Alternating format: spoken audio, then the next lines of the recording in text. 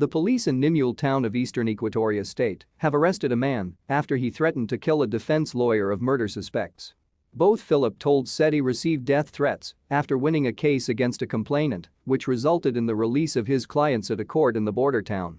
The defense lawyer of a murder suspect said from the day his clients were released, he was intimidated by unknown numbers. One of the relative of the complainer called me, that you are the one playing this game, that is why they have been freed out, and the blood of my brother is going in pain. So now I will not leave you, he said. Counsel Philip took up the case of 3 Ugandans dragged to court for the suspected murder of a police officer in Nimule town early this month. The police reportedly found the accused within 40 meters from the crime scene, prompting their arrest on suspicion of murder.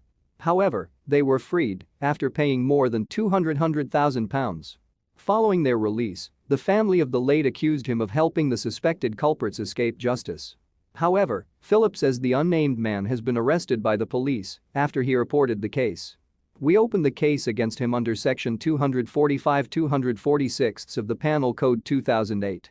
So now he has been arrested by the police and he is under investigation.